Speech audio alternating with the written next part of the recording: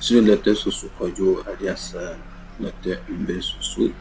Je suis musicien de formation et passionné de la littérature. J'écris notamment pour aider les élèves dans la culture de l'excellence.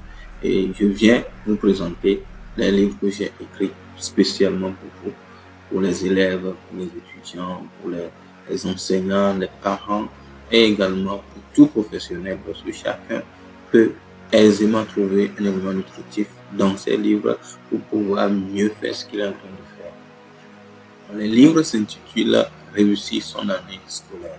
Pourquoi réussir son année scolaire?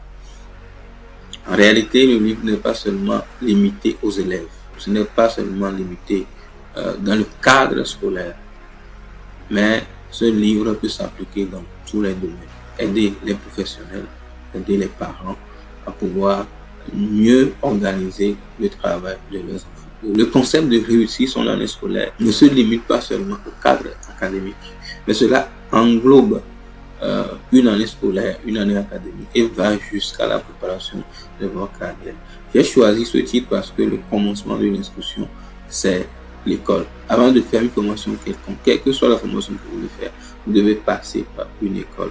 Et c'est pour ça que le terme scolaire ne se limite donc pas à un cursus allant du primaire au collège ou au lycée, mais cela englobe toute formation que vous faites actuellement. Donc, ces livres sont donc destinés à tous, parents, élèves, enseignants, professionnels. Tout le monde peut trouver son élément nutritif dans ces livres-là. Les livres en question, je l'ai nommé une série de 3 livres. La série, c'est Réussir son année scolaire. Et dans cette série, il y a 3 volumes. Le deuxième volume que je vais vous présenter s'intitule Devenir le gagnant que vous êtes et cultiver la réussite. Ah, quel beau titre. Ah, devenir un gagnant. Prenons l'exemple d'un élève qui a échoué plusieurs fois. Eh bien, il peut devenir un gagnant. En faisant quoi? En changeant sa mentalité. Vous savez, j'ai toujours pensé ou j'ai toujours cru que la réussite est chose facile et qu'il ne fallait faire aucun effort. Quand j'étais au primaire, au collège, j'ai toujours pensé qu'il ne fallait faire aucun effort, que ça vient naturellement. Si tu es un génie, tu es un génie. Mais détrompez-vous, les génies aussi peuvent échouer. J'ai fait la même expérience de l'échec quand je suis arrivé à l'université. J'ai vu les conséquences de la paresse, de la négligence, de la suffisance, de croire que oui, je suis capable de le faire et donc je n'ai pas besoin de faire un effort. J'ai failli échouer. Alors que je venais d'arriver à l'université en tant que deuxième meilleur du Togo, j'ai failli échouer dans le parcours de médecine. Et c'est en ce moment-là que je me suis rendu compte que la réussite se cultive. Vous découvrez cette histoire dans ce livre, Réussir son année scolaire, la deuxième partie. Devenir le gagnant que vous êtes et cultiver la réussite. Vous savez, vous n'avez besoin de faire aucun effort pour échouer. Ah oui, pour échouer, il n'a pas besoin de faire d'efforts. Mais pour réussir, il faut faire des efforts. Et ces efforts commencent par quoi? Par un désir ardent de réussir, par une volonté de réussir. Ce n'est pas juste un souhait pour dire que je souhaite réussir, mais le désir de réussir. Et ce désir doit être motivé par une ambition forte. Et cette ambition fait que vous n'allez jamais abandonner. Quelles que soient les épreuves, les difficultés que vous rencontrez, vous n'allez jamais abandonner. Vous allez vous battre. Vous allez donner le meilleur de vous-même. Même si le meilleur de vous-même ne donne aucun résultat, vous allez continuer d'avancer. La deuxième chose, c'est de croire en la réussite. Vous savez, la foi peut déplacer des montagnes. Le simple fait de croire que le geste, mais ce que vous faites, va amener un meilleur résultat de ce que vous allez faire avant, c'est déjà un carburant qui vous pousse à faire plus que ce que vous faites d'habitude. Mais il ne suffit pas aussi de croire. Il faut également aimer. Aimer lorsque vous aimez la réussite, vous aimez l'étude que vous faites. Je parle directement aux étudiants. Lorsque vous aimez ce que vous faites, vous n'allez plus paresser. La paresse devient comme une tâche sur vous. Parce que vous aimez, vous êtes passionné parce que vous êtes en train de faire. Le résultat est extraordinaire. Lorsque, en plus de l'amour, vous croyez fermement que les petites choses que vous faites peuvent vous donner un grand résultat. Et lorsque vous ajoutez à ces deux choses, à la fois, vous ajoutez l'action, vous passez à l'action. Peu importe la petite chose que vous programmez, vous ajoutez l'action à cela. Le résultat est extraordinaire. Dans ce livre, nous partageons avec vous comment est-ce que vous pouvez développer la mentalité de gagnant.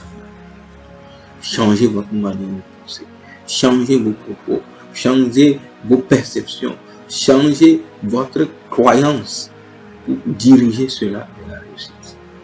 Vous savez, il y en a qui sont convaincus que l'échec, c'est leur lot au quotidien, que rien de bon ne peut sortir de leur famille, que eux, ils ne peuvent jamais réussir, parce qu'ils sont issus d'une famille où personne n'a jamais réussi.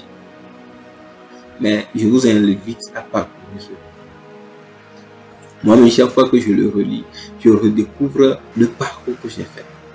Je redécouvre combien j'ai dû être courageux, j'ai dû être têtu parfois pour continuer de faire ce que les autres pensent que ça ne va pas marcher.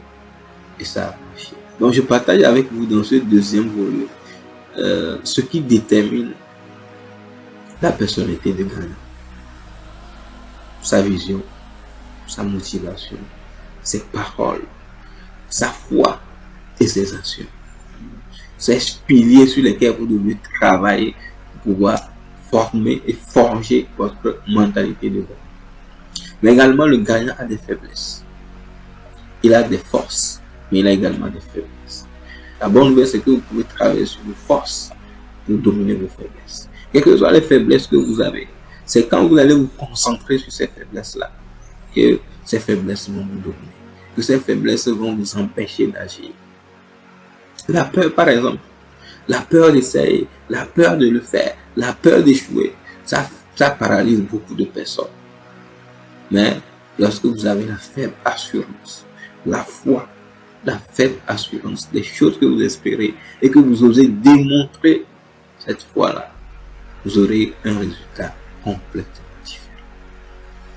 La culture de la réussite passe par le désir de réussir, l'amour de la réussite, la foi dans la réussite et les gestes que vous posez chaque jour.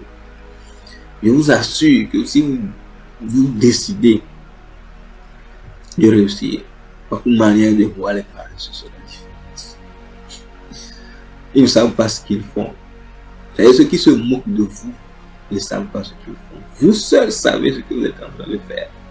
Vous seuls savez d'où vous quittez et où vous allez. Et je vous assure qu'avec une mentalité de gagnant, quelle que soit votre situation actuelle, quel que soit l'état où vous vous trouvez, que vous soyez totalement nul, essayez de vous fixer des objectifs. Essayez d'établir un plan. Vous allez voir que vous allez vous en sortir. Je vais vous lire un petit passage. L'autocritique. L'autocritique est une remise en question personnelle, une analyse minutieuse et personnelle de votre vie. Elle est très indispensable car c'est un moment privilégié où, loin de toute agitation et de tout conseil, vous écoutez votre voix intérieure. Vous communiquez avec vous-même. Votre être intérieur est le siège où résident vos valeurs, vos aspirations, votre potentiel. Il est un homme parfait avec la divinité en vous. Et ainsi, il est la voix suprême en vous. Vous devez vous connaître mieux que quiconque. Savoir mieux que quiconque toutes vos ambitions, vos satisfactions, vos capacités, de même que vos peurs et vos limites. Sachez ce que vous voulez vraiment et veillez à le faire promptement et efficacement en prenant le temps de vous analyser. Donc l'autocritique, c'est cette manière de remettre en question ce que vous faites, de vous poser des questions sur là où vous êtes aujourd'hui, là où vous allez, là où vous voulez aller. Est-ce que c'est vraiment le chemin que vous devez prendre pour le temps de prendre? Si vous remarquez qu'il y a quelque chose qui ne cadre pas avec ce que vous voulez atteindre comme objectif, vous avez le droit de vous arrêter de faire demi-tour. Oui, les principes pour développer la discipline. Également, nous avons partagé avec vous des principes pour développer la discipline. Le principe que j'aime le plus, c'est le principe numéro 2. Éliminer tous les parasites. Vous devez vous débarrasser de tout ce qui vous distrait, tout ce qui occupe plus votre esprit et ne vous mène pas à l'accomplissement de votre but. L'exemple de la télévision, l'exemple qui est donné dans le principe 1, c'était juste pour vous montrer à quel point et comment vous devez être rigoureux et exigeant. Tout ce qui ne concourt pas à vous faire avancer vers votre but va être éliminé. Supprimez de vos habitudes, de votre tête et même de votre langage. S'il le faut, rompez avec cet ami paresseux, arrêtez cette relation amoureuse, remettez votre téléphone portable à vos parents, refusez de vous-même de sortir au-delà de 8 heures du soir. Désengagez le répétiteur s'il ne vous apprend rien. Exigez qu'on déplace votre télévision ou qu'on vous change carrément de chambre si c'est possible. Refusez toute visite aux heures d'études, etc. Ceci revient à travailler en complicité avec vos parents, vos amis, vos frères, vos soeurs, vos voisins, vos enseignants, vos camarades et toute autre personne qui agit d'une manière directe ou indirecte dans votre monde. Nous avons essayé de donner quelques principes pour vous aider à vous discipliner. Et parmi ces principes, le principe 2 dit éliminer les parasites. Ce sont des petites choses, des petites habitudes que nous avons et qui nous empêchent de faire ce que nous voulons faire. Dans le livre, nous avons donné l'exemple de télévision, mais il y a également l'exemple du portable, l'exemple des amours, des discussions inutiles la nuit. Tout cela, ce sont des parasites que vous devez éliminer. Et lorsque vous éliminez ces parasites, ça vous aide maintenant à vous fixer des objectifs clairs pour pouvoir avancer. J'ai hâte de vous rencontrer si vous voulez avoir quelques discussions sur ce livre et avoir la dédicace. J'ai hâte de vous retrouver parce que je pense que ce livre va vous faire beaucoup de bien. Beaucoup de bien. Savez-vous que pour rester motivé, vous devez vous auto-motiver. Savez-vous que des fois, les récompenses des autres peuvent tarder, mais lorsque vous vous récompensez vous-même, ça devient un carburant pour vous. Même si les autres vous critiquent, même si les autres pensent que ce que vous faites n'est pas bon, il suffit de vous motiver, de vous auto-motiver. Et vous verrez que vous allez pouvoir franchir tous les obstacles qui sont sur votre chemin. Si vous voulez commander, vous pouvez contacter les numéros qui s'affichent pour nous joindre directement. Ces livres sont disponibles dans les écoles, dans les librairies et vous pouvez nous joindre directement pour faire notre commande.